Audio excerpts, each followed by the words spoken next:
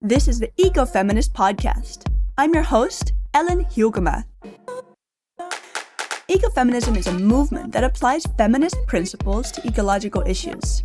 We are set out to debunk the myth that feminism is for females only, and that environmental issues are something we are just going to have to accept. The people I interview here are social change makers making an impact in the world. These changes can be big or small, and all changes in any shape or form matter, whether they are inspired by businesses, people, or nonprofits. Thank you so much for listening. Thank you for listening to another episode of the Ecofeminist Podcast. I am super excited because today I have a guest back on the show. It's the first time we're having a guest back on the show, and her name is Dr. Elizabeth Trattner. Last time we had so much fun when she was on the show and talking about all things holistic health.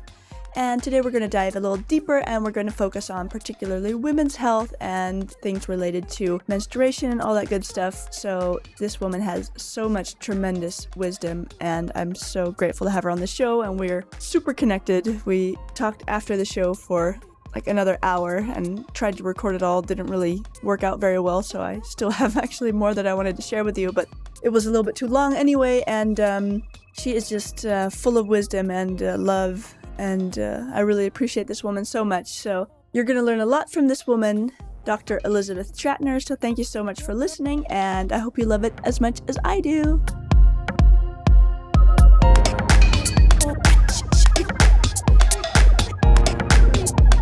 All right. I'm so excited to have you back on the show. Welcome. Thank you for having me back. Thank you. So just for listeners who haven't listened to our first episode together, tell us a little bit about you first, and then we'll dive into what we want to talk about today. So I am a doctor of Chinese medicine and a dually certified integrative medical practitioner from the University of Arizona. I was trained by Andrew Weil 30 years ago in integrative medicine. Actually, before I became a doctor of Chinese medicine, I'm a natural gourmet chef. I am a mom. There's a whole lot of other things. I'm on the Global Wellness Institute for Beauty Meets Wellness. So we help define beauty and wellness standards all over the world. And I also have chronic autoimmune disorder. So one of my specialties with patients is dealing with patients who are chronically ill, because I have walked that path for quite some time. And I wanted to maybe talk a little bit about this today, that I think there's a lot of emphasis, like I was sick and now I'm great, where I was really, really sick and now I'm good for where I need to be. It's not like, oh, magic, everything's gone. It's like, yeah, everything was really horrible, but I'm still operating at 98% of me. And so, that's one of the messages I was thinking about talking about today. Love it. Yeah. Love it. So yeah, I wanted to have you on the show because last time we had our interview, and then after the show, we were going on and on and on and on and on. And we were like, okay, we should have done a second episode, or why did we not record this? Because it was magical and so valuable. And I in particular wanted to talk about women's hormones, because I think it's kind of a hot topic nowadays, and I think very important. And there's a good reason why it's a hot topic, because I think women are seen as hormonal and which it's almost like it's a dirty word, which actually I feel like I've come to recently figure out or find out that it's actually our power, and that I love so much. So it is. So, and that's really interesting that you said that. So, hormones are alive and well, or actually they're kind of dying and lowering at this house. But women are supposed to be cyclical. I think that's first and foremost. I think we are non-linear. We're supposed to be on a cycle. And I actually think that there's a change. I think now more than ever, we're sort of honoring, at least, what I'm gathering is that we're sort of honoring our women's cycle. I think this is a really amazing time in the world to be a woman. And I think globally, we are celebrating womanhood and sort of that non-linear aspect of being women. So women are on a cycle. A lot of us do sync up with the moon. I see it a lot in my practice that when people are really taking good care of themselves, they will get their periods close to the full moon. That's a really good sign for me as a practitioner. I don't think it's bad to be hormonal. I think it's okay. I mean, obviously, if it's affecting the quality of your life, if you're having epic cramps, if you're having bad PMS, if you have road rage, I think that's where you need to get some help. And the good news is now more than ever, there are so many things that we can do. I mean, obviously, I'm a huge proponent of Chinese medicine and acupuncture because for the most part, it's inert, which means, if you're on medication, you can use acupuncture and it's not going to interfere with the medication you're taking. It's also a 5,000-year-old system, along with other systems like Ayurveda and other wonderful medical systems that we can treat women's bodies and sort of get in there where Western medicine can't. So, I don't think it's bad to be hormonal. And I think that now more than ever, we have choices. I think we have, there's a huge, unbelievable movement in like organic tampons that weren't even something that was going on 5 years ago, or maybe they were going on, but they were like hidden in a corner in the health food store, and there was like one brand. Now there's some really hip chic companies that are making organic tampons, and I've actually written a lot about vaginal health. I don't know if I want to say that, but there we go. About not putting chemicals in your vagina, because if you're menstruating 5 days out of the month and you're using these tampons that have been, laced in chlorine and other chemicals, well, our body's going to absorb them. And your vagina is loaded with very delicate tissue that's going to absorb that material. And there are a lot of women who have switched to organic feminine products and they've seen a change in their cycle. So I think that we are in an amazing time to be women, and there are a lot of options. There are new forms of birth control that are non-hormonal, like new diaphragms that do not contain hormones, that are more anatomically shaped. They're more user-friendly, for lack of better words. And we're seeing a big resurgence on non-hormonal forms of birth control. So I think that's great because it's really about women taking their power back. A lot of women-owned companies that are actually making these products. And so, being hormonal is not a bad thing. It's a good thing. I think we're supposed to take those signs and symptoms and sort of key in saying, okay, you know what? I don't want to say am I overreacting, but is this month worse than last month? And if this month is worse than last month, or if you're having bigger signs and symptoms, go back, look at the last 2-3 months, what was going on in your life. So, we just finished up March. So historically, this is what I see in my practice. So, okay, so in November and December, we're with our family, our kids are off from school. So about February and March, there's always a trend.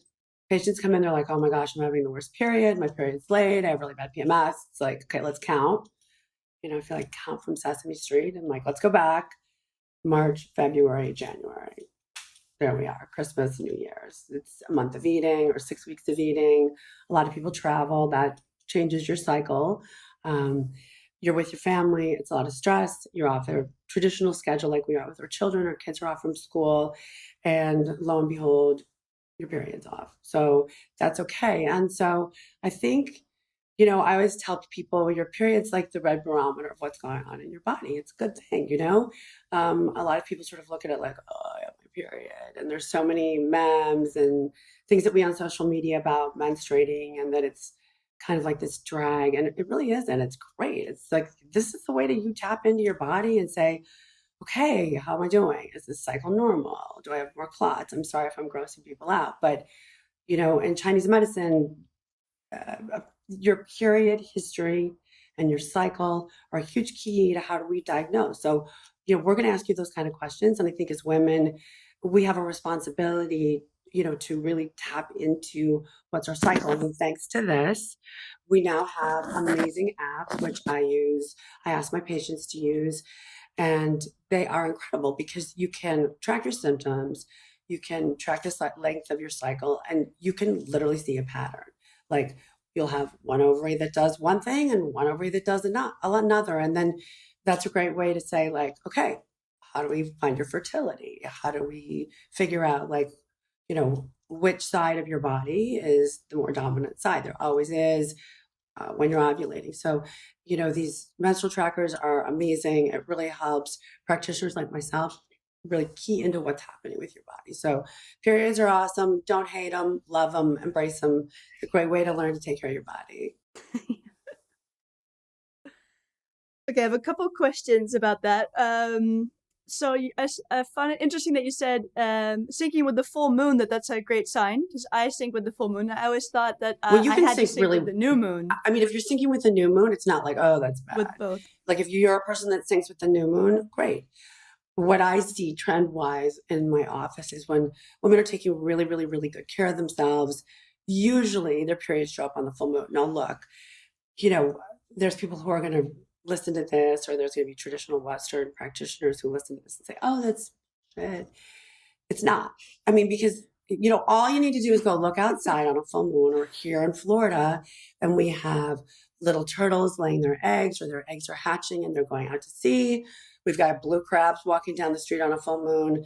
There's migratory patterns that happen every full moon. And so if you're getting a period on the full moon, it's not crazy. We have more heart attacks. We have more asthma attacks. Unfortunately, we have more gunshots that go on in hospitals on a full moon. You can ask any respiratory therapist or anybody who works in an emergency room. That goes on during a full moon. Our bodies are more full with water during a full moon. So we're supposed to sync up with nature. So if you're living it right, or if you're doing what you need to do, and you're sort of at one, I want to say one with the universe, but if you are really aligned, you will sync up with the full moon and sometimes the new moon. So, don't worry if you're doing it on the new moon. You're good. You're solid. Okay, cool. And yeah, and I have another question. So one difficult thing I think for a lot of women nowadays is that there's the period around the period is when you sort of want to go inward and maybe have experienced PMS and stuff. And that's kind of something you don't want to surrender to, because we want to go, and we want to feel like the ovulation phase where we have all this energy and we're communicative. So do you have any ideas or tips about how to allow yourself there's books to that are surrender? written about menstruation. I mean, there's the Red Tent. I don't know if you're familiar with that. I know that there are a lot of your listeners that either they practice yoga or they're yoga practitioners, that you're not supposed to be doing inversions during your period. There's a reason. In Chinese medicine, we have certain treatments that we can give during your period, and that there's no other time, because your uterus, which we call the chong, is open. And I think that's a way of honoring your cycle. And historically, for thousands of years, women have sort of gone into the red tent, this metaphor of going inward and saying, you know what, it's okay. It's okay to nap. It's okay to eat more regenerative food. If you are eating meat or red meat, that's the time to do it, to build your blood reserves back up. And again, I think this is about honoring your cycle. And, I think in the West, we have sort of the disease of busyness. And obviously we do have schedules, but it's those days that we have our periods or we're menstruating, especially the day or so before, and then the first day or so in, when cramps can be their worst, is really a time to sort of honor your body and say, you know what, I'm not going to work out so hard today, or I'm just going to take a walk, or I'm going to take a nap, or I'm not going to go on 100 play dates with my child today, or we're just going to sit around and watch a movie. That's okay. You're supposed to be doing that. And women for thousands of years have done that. I think we kind of have to honor that. And I know last time we talked about ancient wisdom for modern women. That's a big one. That's a huge one, is really honoring your cycle. We are phasic. The moon is phasic, and we have to honor that within us and really kind of key in. I think there's women that they get their period and they've got lots of energy. Okay, great. Go, do. You feel better. Your hormone levels have dropped down. Then there's women who feel horrible and they're flat out on their backs. Honor it. Honor it. And don't feel bad. And, I think for those of us who have daughters and sons, that we have to send a positive message to them, that it's not like, oh, you're on your period, or the periods are bad, that menstruating is good. Obviously, we've spoken about this is a wonderful time for women. It's also a really wonderful time to educate our daughters and our sons that menstruating isn't a bad thing. I think there's like all these really negative things like, oh, I'm on the rag and, I'm feeling really bitchy because I have my period. I'm sorry, I'm using bad language today, but it's not a negative thing. Yeah. And I think that society today, I think it is changing, but menstruating is not a bad thing. No, it's actually a good thing. So the period apps that you So, recommend I one or think that two, there's a or what's lot your of favorite? them. I use FMC. You can change the background of a little bonsai tree on mine. My daughter uses that. That one's my favorite. Um, I'm thinking, I think if you go into your app store, regardless of what phone you use, you can download. There's tons of free ones. They're great. These people who made these period apps are brilliant. Um, I know the one that I use, you can put your symptoms, you can put your moods, there's like smiley faces and things like that. So when you do go into a practitioner like me, like I have people just hand that phone over and I look, what's going on? Like, let's have a look at your cycle. And then, I'll chart out, you know, I'll see like a 27-day cycle, a 29-day cycle, a 26-day cycle, a 28-day cycle. So I'm getting an idea of like how your body runs. Also how, if you're having PMS, if you're having signs and symptoms, are you ovulating? Are you having pain after you ovulate? Are you completely wiped out after your period? I mean, these are things that we have to know so we can then treat a patient correctly. And everybody's different. And I really want to stress that, every single woman is different. I mean, we do see trends. Obviously, that's the beauty of Chinese medicine. But, seeing a practitioner, whether it's a holistic GYN or a doctor of Chinese medicine like myself, naturopath, we're really clued into seeing those signs. So, the more we understand about your personal period history, the better we can treat you. And I would also like to dive into last time in our podcast episode, we talked about hormone disruptors. And I imagine that if you are taking as a woman, probably as a man as well, but let's think from the woman's perspective, hormone disruptors, does that show if you're taking too many hormone disruptors, like even if you don't even know it, will that show up in It your will. I cycle? mean, we talked about organic tampons. I mean, I think that's a huge one. I think a lot of the younger generation, or I'm probably like such an old lady, but a lot of millennials, a lot of women who are my daughter's age to about 35, I think they're much more aware of staying away from hormone disruptors. I think that they're seeing their mothers, some of their friends get estrogen-based cancer. So I think that they're becoming much more aware. Like I said, we're seeing so many organic female products that don't have chemicals. A lot of times what happens is I'll get a patient that they're having really bad signs and symptoms, especially PMS. They don't understand why they have weight gain or breast enlargement. That's really a big one. A lot of it also is their skin. Your skin is the largest organ in your body. Like, what's going on with their skin? The first thing we do is, okay, what are you using on your body? What are you eating? What's going on in your environment? Really, like what you're breathing, what's touching your skin, what you're eating. So how are you taking those in? So, I love these people who come in and they're like eating all well, but then they're using like really toxic stuff in their house. Well, the right hand's great, the left hand needs a lot of improvement. And I think, we're much more aware of like what we're putting on our body. And I think, the awareness is tremendous, as far as eating organic and reducing your chemical load that way. But I don't think, and I think we touched a little bit about this, is what's going on in your environment and what are you putting on your body? And those two things you have in your locus of control just as much. And, I know that we were going to talk about this is, when we see people who want to do a detox because it's spring and so everybody's like hot to clean out, a lot of times I'll do is a non-food detox, which includes cleaning up your house, which can be a project, no pun intended. I mean, switching your cleaning products out can be a little overwhelming. A lot of people don't know where to start. A lot of people don't know that a lot of these middle of the road things, it still can be toxic. I really like going on EWG. That's a great place to start. But really, the best things are hot water, vinegar, if you can tolerate it. Rubbing alcohol is great for cleaning your windows off, or vinegar. Um, just plain soap and water, and borax. I'm a huge fan of borax, and really keeping it as natural as possible. This is what your grandparents did.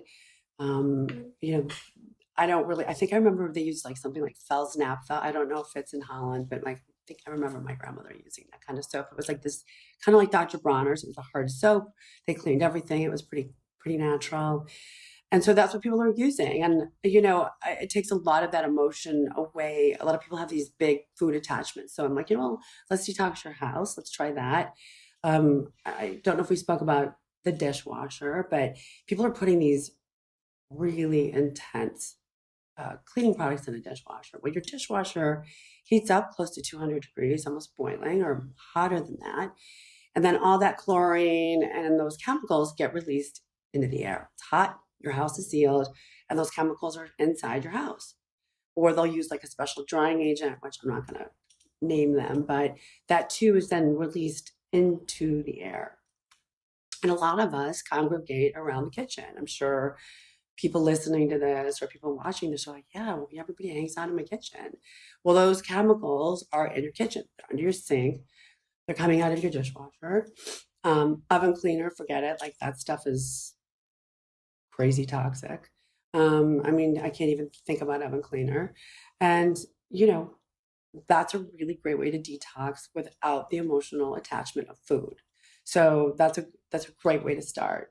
Body products, I think we talked a little bit about transitioning to green beauty products. It takes time. I know you had a really wonderful green beauty person on a couple weeks ago. You had Janae on from Lux Botanics. And green beauty products are amazing. They're wonderful. We're using nature on our body, but green beauty products don't have preservatives. And so to make a switch to green beauty needs to be staged because one, they won't go bad. They're food grade and you need to take good care of them. And in a place like South Florida, it's hot and it's humid. So things go rancid just like that. So we have to not keep things in the bathroom where it's really hot. Everyone should not keep their green beauty products in the bathroom because they will go bad. I actually have all my stuff in a second refrigerator outside in my garage where I store things that I haven't used because I don't want them to go bad. And you are making an investment. And so, start one by one, but that's another really great way over the year is, maybe month by month by month, start switching everything over. You're detoxing. Remember, this goes on your skin. It absorbs just as much, if not more, as we do take in through food. So that's another really great way to detox. I really love that because when you I think if you detox that way, you'll actually feel the benefits of detoxing. It will make you feel better and accomplished, and that will maybe motivate someone to be able to take it a little bit into the diet if that's something that they're feeling resistant to. Yeah, it's very interesting to see what happens when you talk about food with patients. I'll say, okay, well, let's try to take this out of your diet. And the more pushback I get, the more I'm like, okay, this is a huge red flag. The big ones are gluten, dairy, alcohol. Those are the big ones. Obviously, sugar is whatever. And then I have the crew that is like 5 days, they're great. And then the weekend, they're like binging.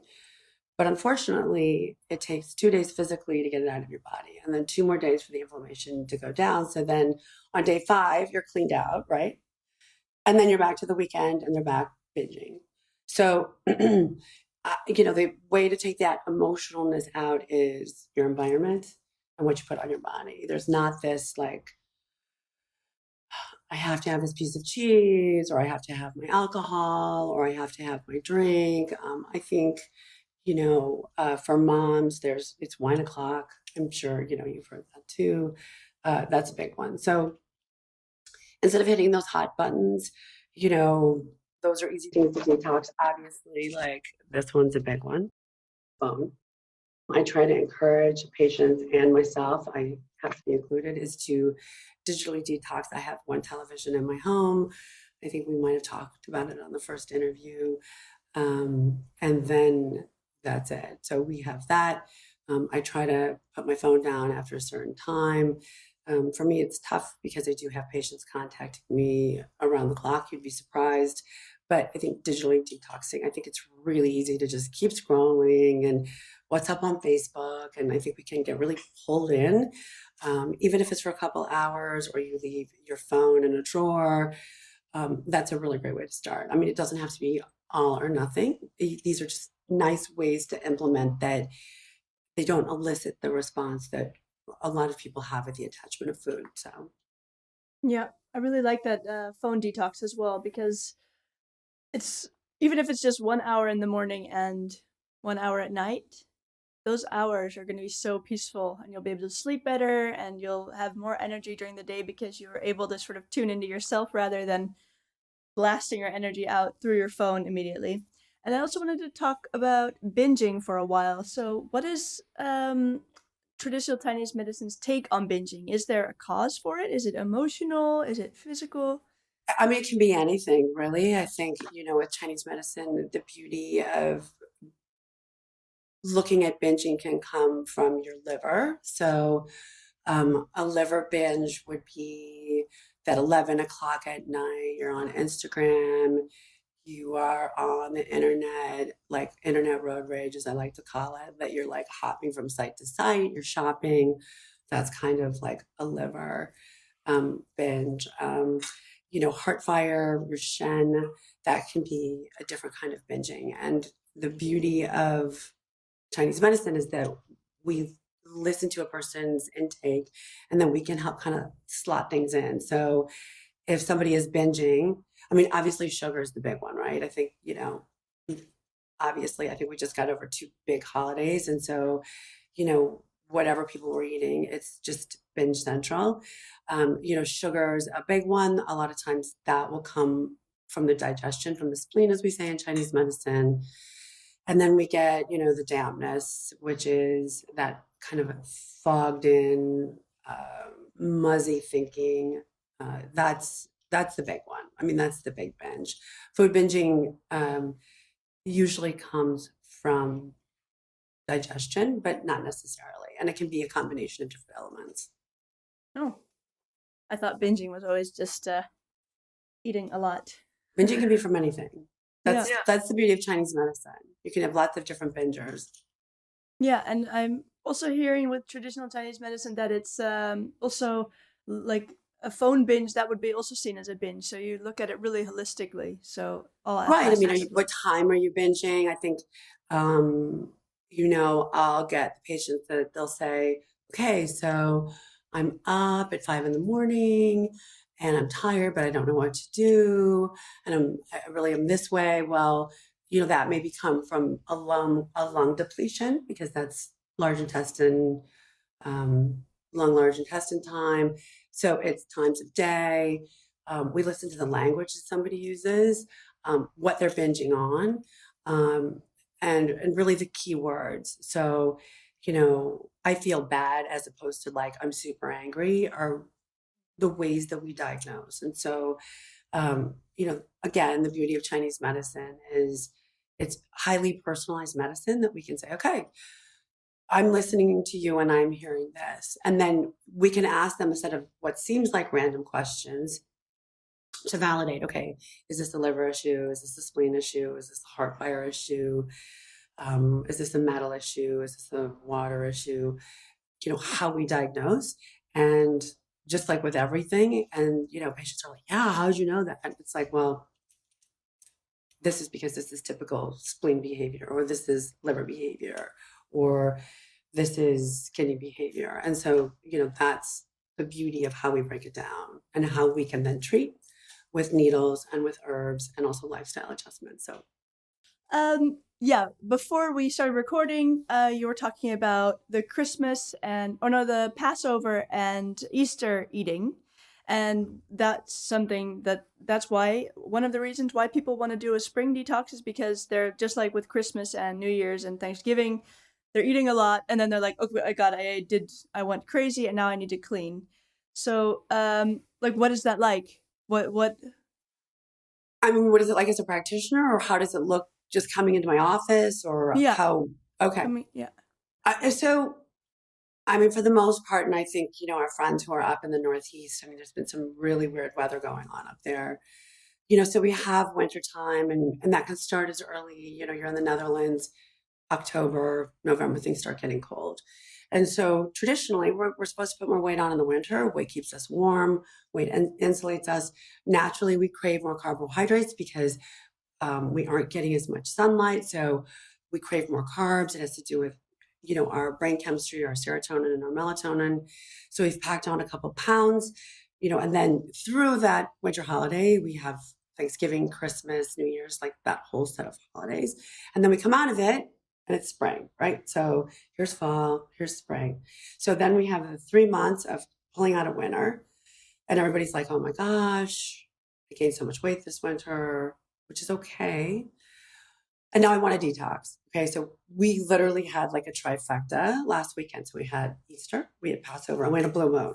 So this year, more than ever, I think because we had everything kind of colliding together, a lot of people like, oh my God, like I ate too much. I have to clean out, and it's spring. I mean, Florida's a little bit different because we do have warm weather, but I think if people have lived here long enough, they sync up with the sunlight. So we do still have the same pattern with sun, just not extreme, like up in the north.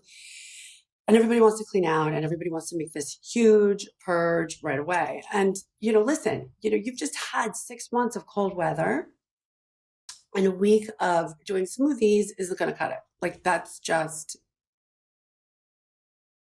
I don't want to say it's irrational, but I think it's kind of a knee-jerk reaction. It's like, it's finally getting warm. I always kind of check the weather to see what's cooking up north. It's about 50, 60 degrees out. People are really tired of the winter. They're tired of snow, and everybody wants to clean out. Well, if the pendulum's over here, and then you're busy doing smoothies and you're doing all this cold food and you're doing salad over here, the pendulum's going to swing over here, and then it's got to swing back. So what I have my patients do is a little bit more modified. I have them up their fiber, and I just wrote about this, on my blog and everything, because I see this every year. It's about doing things a little bit more gentle. You didn't get into this right away, and you're not going to get out of it right away.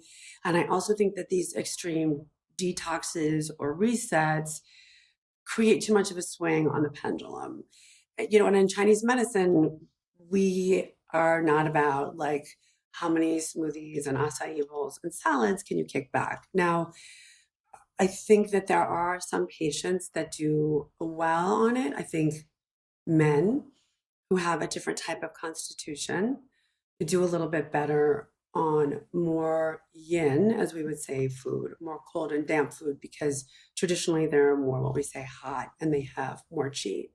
But moms like myself and you, and that we've been menstruating away, we don't have that type of qi. And so doing something that is so cold and so damp can actually deplete us and make things worse.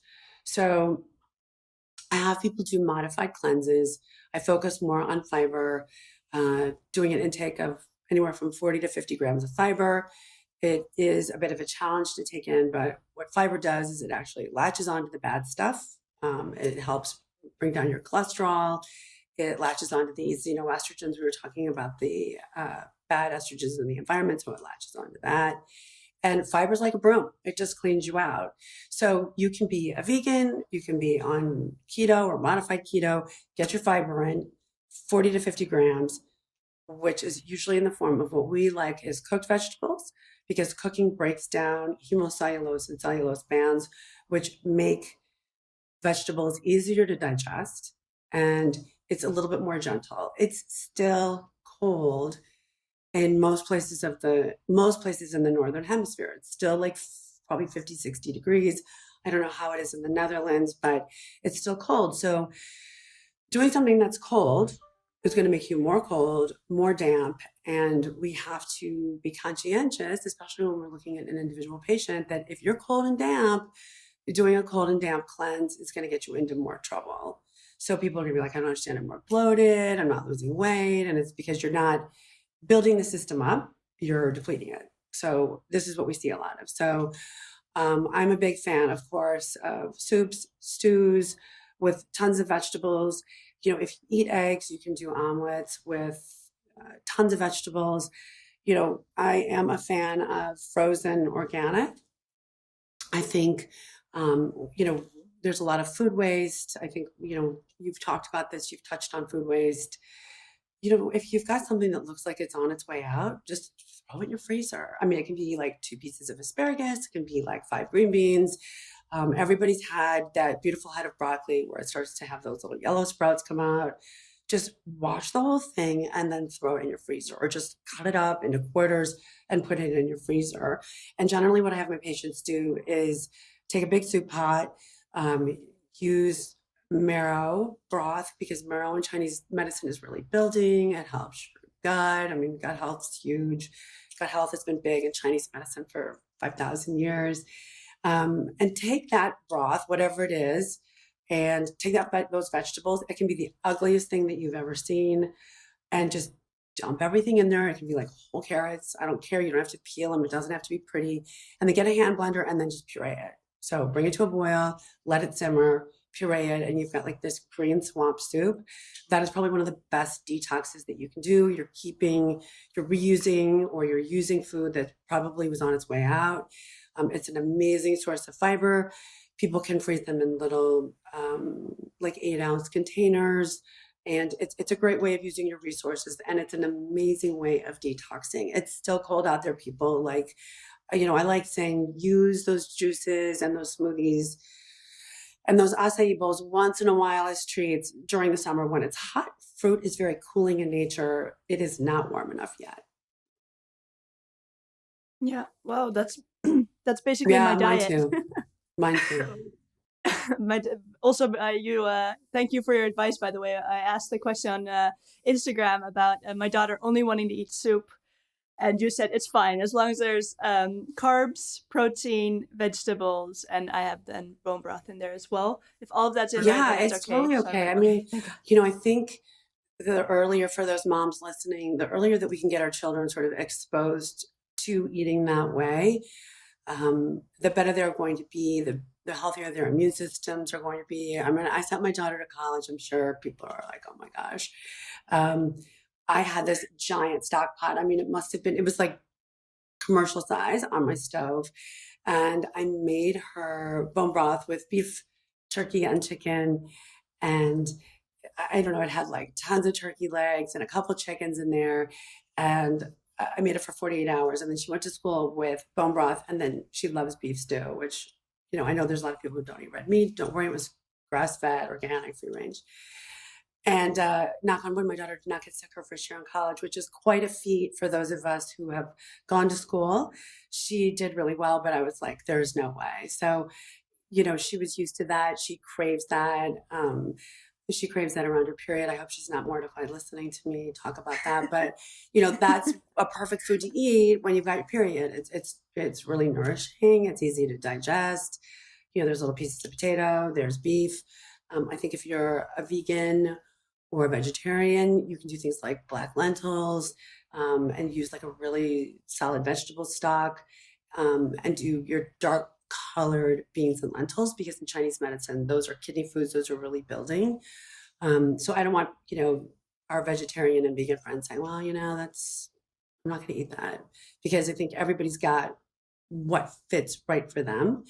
And you can craft out this soup however you want it. And like I said, what's right for one person isn't going to be right for another. And so you can't lose with vegetables. Like, in my opinion, we're not getting enough.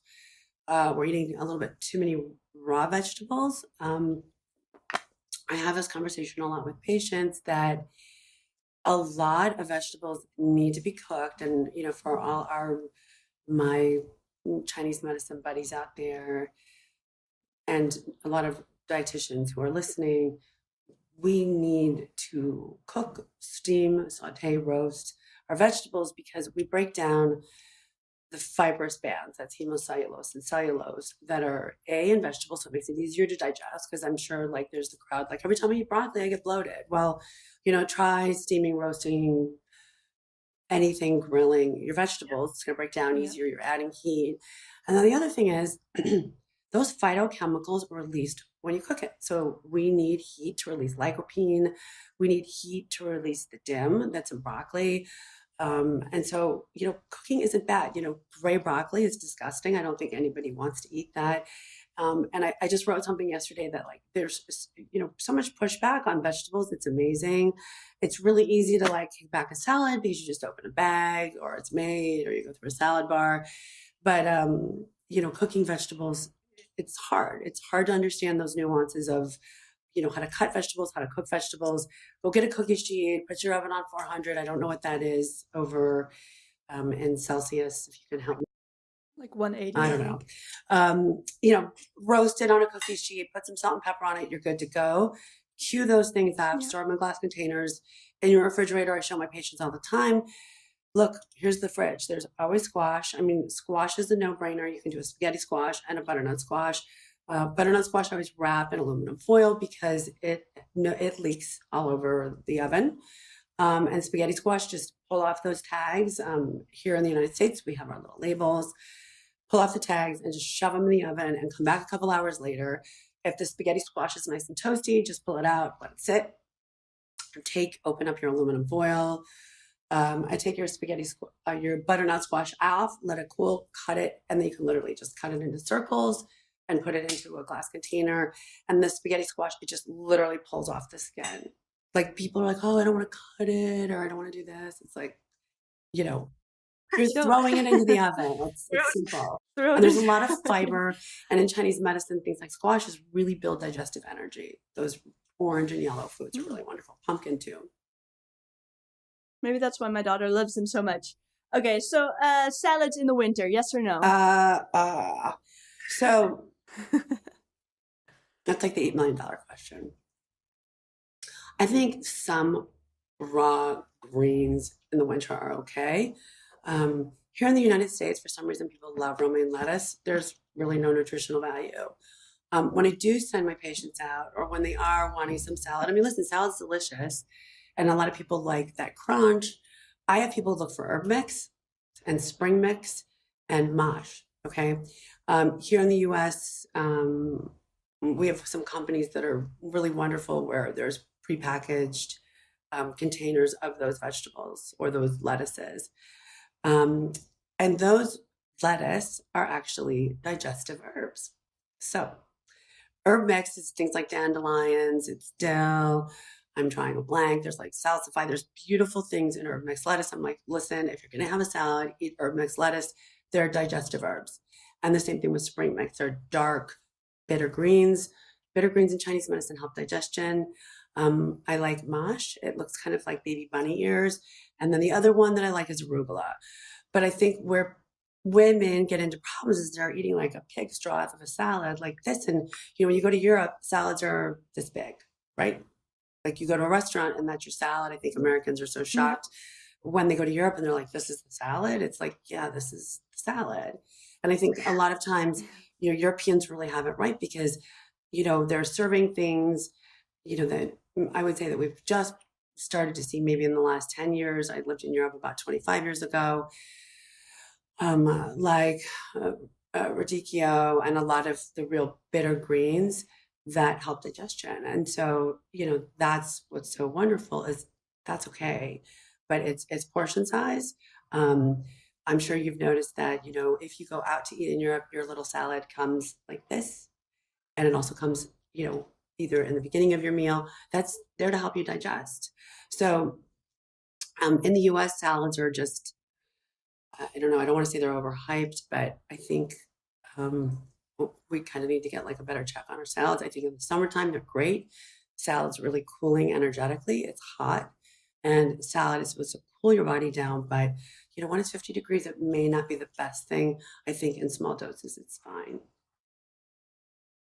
Yeah, when I was vegan years ago and I was living in New York, I would eat like a huge salad for lunch, and after I would have such a ton Right, of you're it in a because food of it. coma, you look Uh, like you're gonna have a baby. Yeah, I also just yeah, think that, in general, especially in food service, and I see this all the time, and I think it's exponentially worse in Miami because we're in an environment where just stuff grows all the time, is that people get sick when they eat salad here. I mean, it is, I can't tell you, like, at least 3 patients a week are like, I went out to eat, I had a salad, I got a stomach ache. And that's par for the course, unfortunately, because it's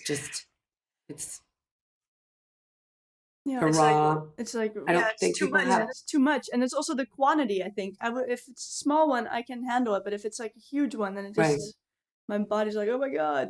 But I have a question about the pureeing the soup. Yes. Does it pureeing? Does it break the fibers up? Well, it depends. I think if you're using a hand blender, I think it's going to break them up a little bit. I mean, still, if you look at it, or if we looked at it under a microscope, which really who's going to Yeah, do that? They're still there. You know, I mean, yeah. you're You can not even straining see it it through with. cheesecloth. It's not like juice, okay? Which I've got a whole lot to say about juice, but it's the fibers are still there. It's just really easy. It's like baby food, really, if you think about it. Like, when your kids are little, they're like eating Yeah, really well, and you're making them this beautiful baby food, and you're pureeing it, and then all of a sudden you're giving them um, fish-shaped crackers that are refined. It's like, what happened to all that really good food that you were feeding your kid for the first 2 years? So, the pureed soup is just an extended version of it. I don't have a problem with it. We do have some pretty amazing blenders. Actually, I got a Vitamix for my first anniversary, so it's like 30 years old. It's like a relic. And it finally died, so I got a blend tech, so I have two really high velocity blenders. Yes, it does chop things up more, but your fiber is still intact. You're not straining it. It's not going through like a sieve like juice does. So you want that fiber. It just makes it homogeneous looking, and that's it. yeah. So it's okay. Cool. So, is there anything else you think we should talk about this episode? Anything else you'd like to share? So, I think that there's a lot of listeners out there. And I, for one, talk about this. And I think I'm attract a certain type of patient because of what I've been through. So, I'm very transparent. I've had some really, really severe health issues. I'm about 97% good. Obviously, you can listen to my voice. I am an asthmatic. I sound this way because I extubated myself, so my vocal cords were damaged. But I do live with a chronic disease. And I think there's sort of this all or nothing, like I was completely cured, or I'm all this better. And there's really not a focus on, living your life well with either an autoimmune disorder or like a digestive issue. Or we have a lot of our friends who are cancer survivors that are probably listening to this. And I see this a lot in my practice, a lot of women with Hashimoto's or thyroid issues. And, then again, this I think kind of ties into a lot of what we were talking about with periods and honoring ourselves, is that you have to sort of not look left, not look right, and don't look behind, and do what's right for you. So for me, I know I have like this much reserve, and that's it. Where somebody else has this much reserve, or this person can like drink themselves under the table, and I can't have alcohol. And so when you have a health issue, whether it's chronic, whether it's temporary, I think women get a lot of noise in their head. And I think that there's a lot of pressure that we see that comes from the outside, like, I've got to go to yoga class 5 days a week, or I have to go spin, or I have to go to HIIT. And, there's a lot of people who just can't do that. And for people like myself who are walking around with something that I'm not going to be able to get rid of, it's not like, I mean, I'm good. It's, someone used the analogy of, it takes a lot to get an airplane in the air. And then once you get that airplane in the air, there's a lot going on to keep it in the air. And I think that's an incredible analogy to use with, people who are either fighting something or chronic, that you've got to do a lot to kind of keep that level up. And everybody's got a different level. And women feel a tremendous amount of pressure. And this is what's so astounding to me, where I try to provide as much support as possible, is to turn to turn off that outside pressure, peer pressure, really, like, oh, you can have a drink, or, oh, come on, it's a little bit of gluten, or, can't you stay out to 2 in the morning, or a little bit won't hurt you, or I don't understand why you can't have anything that isn't FODMAP. FODMAP is a wonderful study that was done on different types of sugar for the digestive system in Australia that's really helped a lot of our friends who have GI disorders.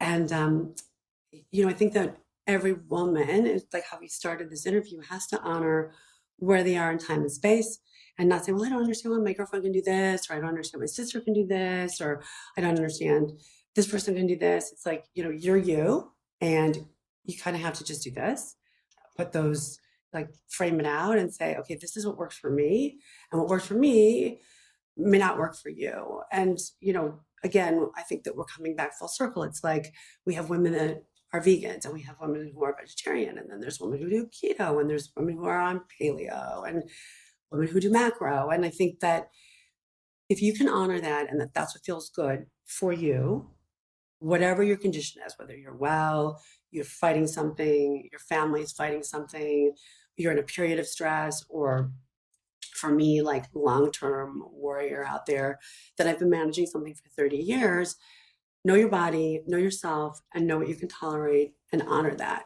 And you're going to be good. And that's a really important message, and really turn off that noise and really know yourself. That's why journaling and food journaling is so important, and also writing symptoms down, because salad's beautiful, salad's great, but if salad bloats you, it's not good. Or it could be broccoli, or it could be like, I don't do well with red meat, or every time I have beans. And so honor yourself, honor what makes you feel good, honor the time and space that you're in, and honor yourself, and really don't look right, don't look left, don't look back, just look forward. Beautiful. I have one additional question to that. Yes. So do we change over time? Is it possible, like, in one period of my life, I am able to eat big salads, for example, and other period of my life, I can't handle raw foods? Does that evolve over time?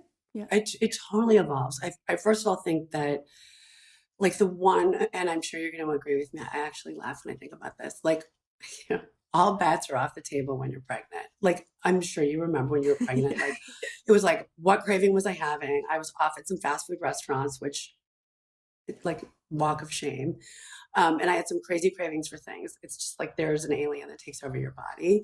And listen, I've been eating well for, I think, like 35 years. And when I was pregnant, like, it was crazy. What I was consuming, some of the things that I was eating was pretty funny. And my poor husband doing, like, craving runs for me.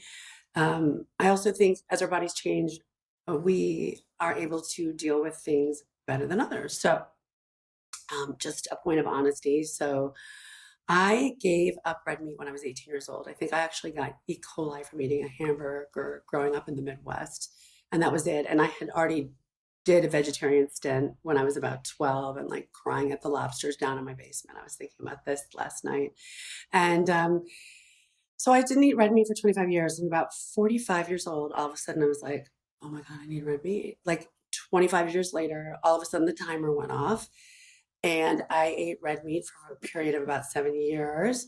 I just was dragging. The thought of eating red meat just completely freaked me out. Like, God love my husband. He was off, like, right away, finding me grass-fed, free-range, the most beautiful piece of beef he could. And I had, like, a little piece of filet. Like, I don't know if viewers can see this, but it was about 2 ounces. It was honestly like somebody plugged me into a light socket.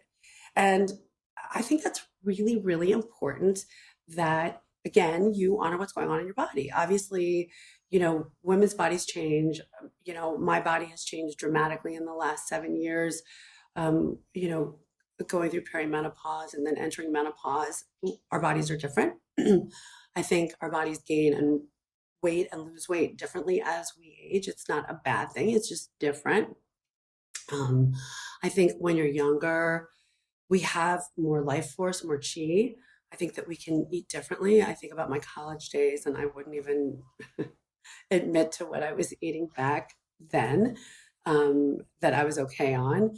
And once again, I think, we have to honor that time and place. I've been a vegan, I've been a vegetarian, I did macro, I did all of these things, and you have to just tune in what feels right. Also, what stage of life you're in. If you're not getting your period for months on end, maybe it's time to switch up your diet. Go see a clinician and say, you know what, I'm not getting my period. Food therapy is pretty much one of the most basic things there is. We have to do it at least a couple times a day. And I know that a lot of people have a lot of food aversions. And I know right now, like we've talked about this so many times, that there's this huge collective consciousness about being vegan and, what's happening to our environment because of traditionally based animals or traditionally raised animals, which obviously we all have a problem with. But, when I was sick and I tried being a vegetarian, and just like you shared with me, it didn't work. And, I could sit there and cry all day and I remember making a turkey one Thanksgiving right after I got married and like dry heaving into the sink. It was really hard for me. And it took a while, but I didn't have a baby for 10 years. And that's because I wasn't eating up the food chain. And I think that that's a really important, it's really important for people to listen to that story because I was so compassionate about animals. I grew up with a grandmother who had a bumper sticker like in the 70s that said, I break for animals. I mean, this was how I grew up. I loved animals. I would feel sick seeing lobsters in my house, but I got to a point where I wasn't able to have a baby. It was 10 years it took me to have a baby, and I had to eat up the food chain. So, our bodies change. Our bodies change with age. Our bodies obviously change with pregnancy. That's like the big one. And what we did as a teenager, we may not be able to do when we're 30. This is like I hear this every day. I don't understand what I did 5 weeks, months, years ago. Doesn't work today.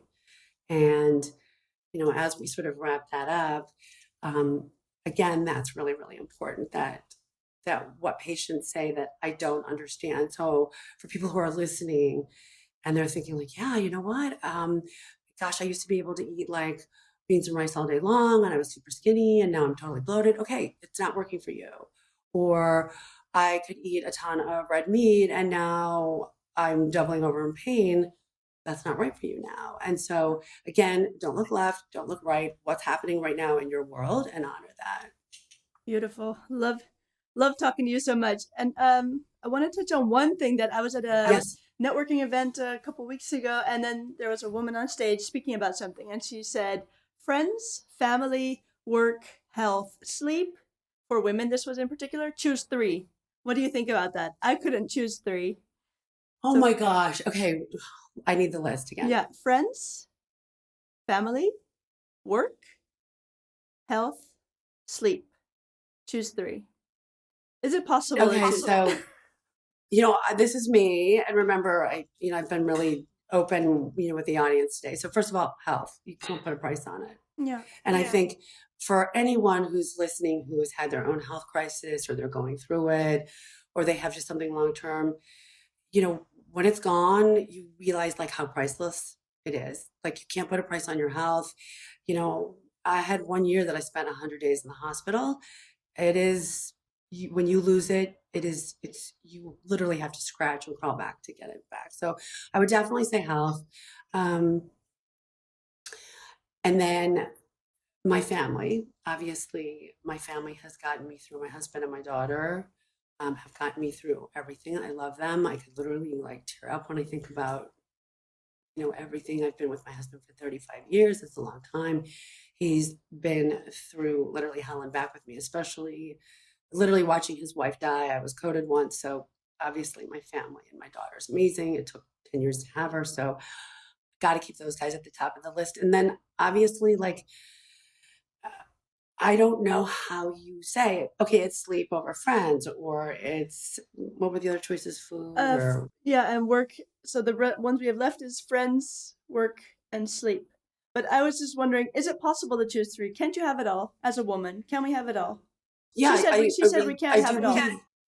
I do believe you can have it all. And it's so funny that you asked me this question because, right now I'm in a place, and I've had friends in this place where we're busy, and I know you're busy, and in different times of our life, it's like our lives are like a pie, right?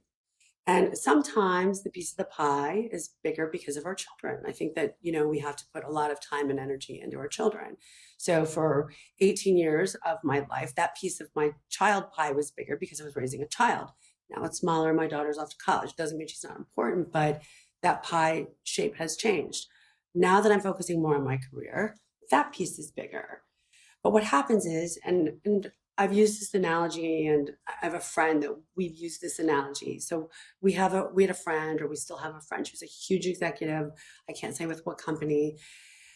And she literally broke the glass ceiling. It was amazing with her. And we didn't get to see her a lot. And some of us were not upset. We loved her. She's this amazing woman. But she only had 1% of her pie that was dedicated to her friends. And we got to have a piece of that 1%. But if all you have to give is 1% and your friend gives you half of that 1%, you're getting a lot of that person's energy. And so I think we can have it all. I think it really depends where we are in our life. I think, balance is the key. I think that balance changes. I will definitely say that my life looks really different today than it did 2 years ago when I was launching my daughter out of the house. My career definitely took a back seat, which is okay, because I think it was really important for me to mindfully parent my child and to be present for my child, because, and I think for people who are listening who have children, it's like someone pushes a fast forward button and all of a sudden your child's 6, and then all of a sudden your kid's 13, and then the next thing you know, your kid's going to college. It's wild to see, 18 years just whiz by, or in the United States for us, it's 18 years.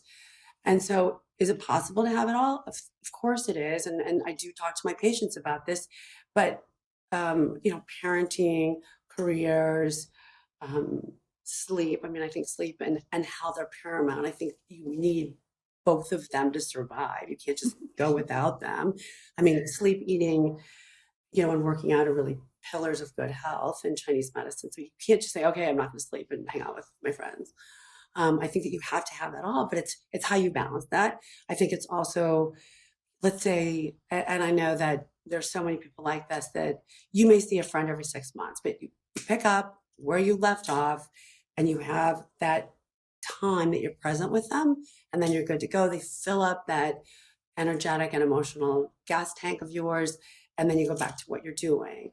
Or like you said, you were at this meeting, you probably just got so much being with that group of women. I did a women's circle last week with my sister-in-law, and that completely just filled my tank and overflowed it. It was wonderful.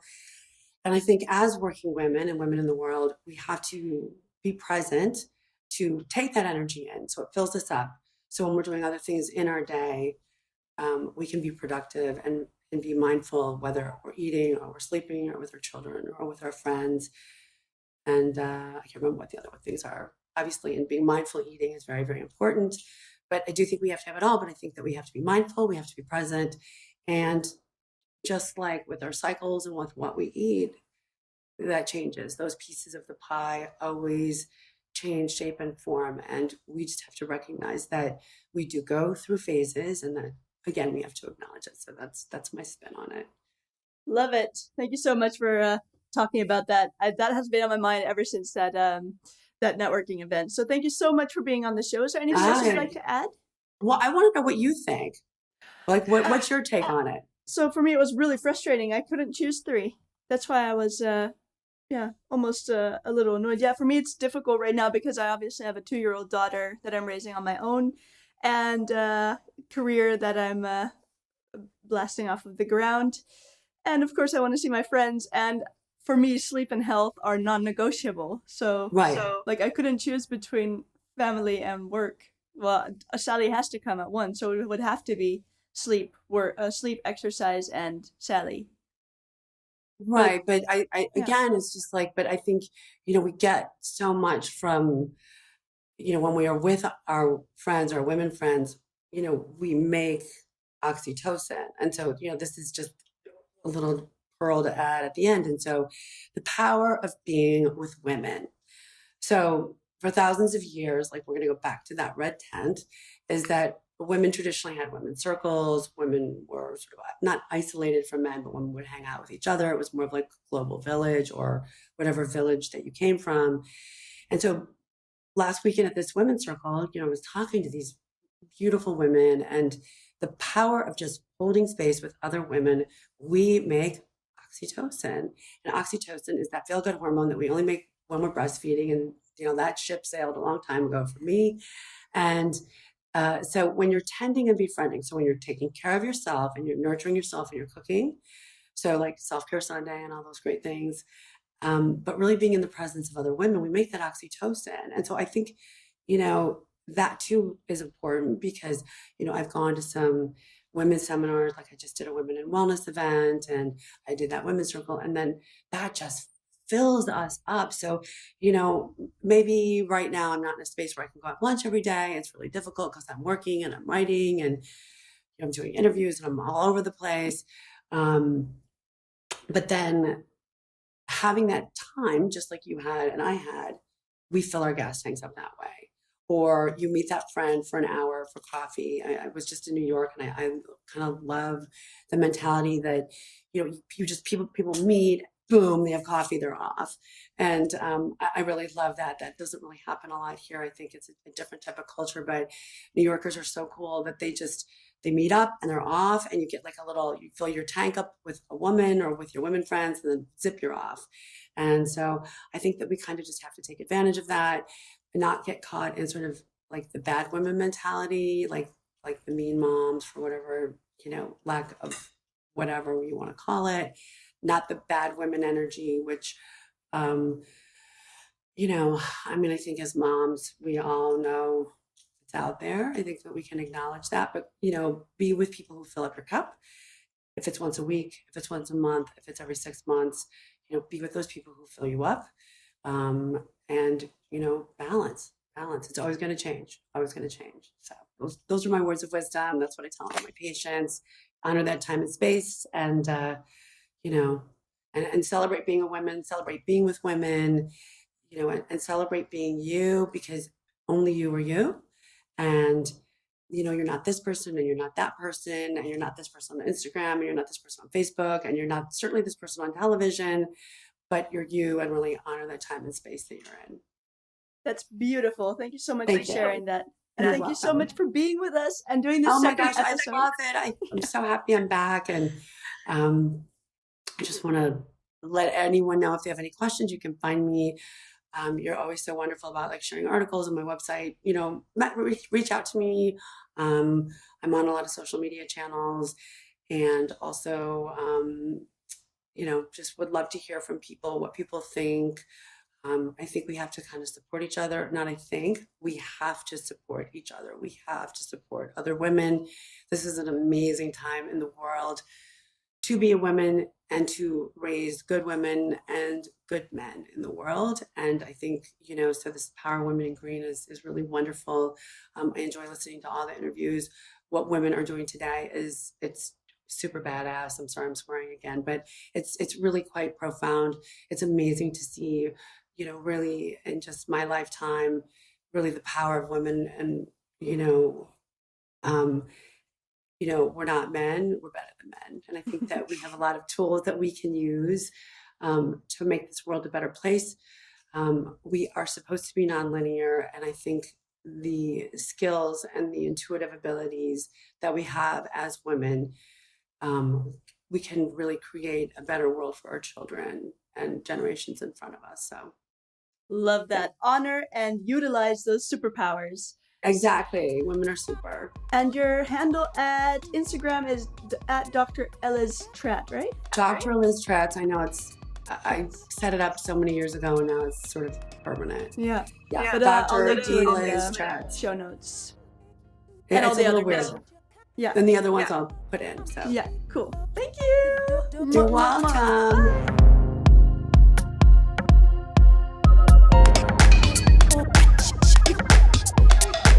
I hope you loved this episode as much as I did.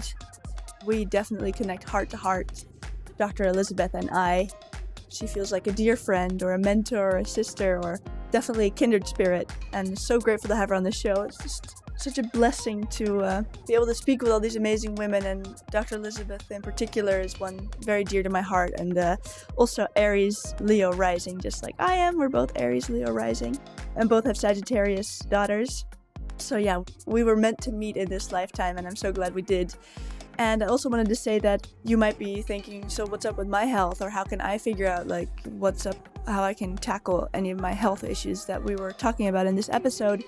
Actually, Dr. Elizabeth Trattner also does virtual consultations, so if you're really interested in traditional Chinese medicine, or you want to learn more about how your health situation is and do a full health history with Dr. Elizabeth, then hit her up.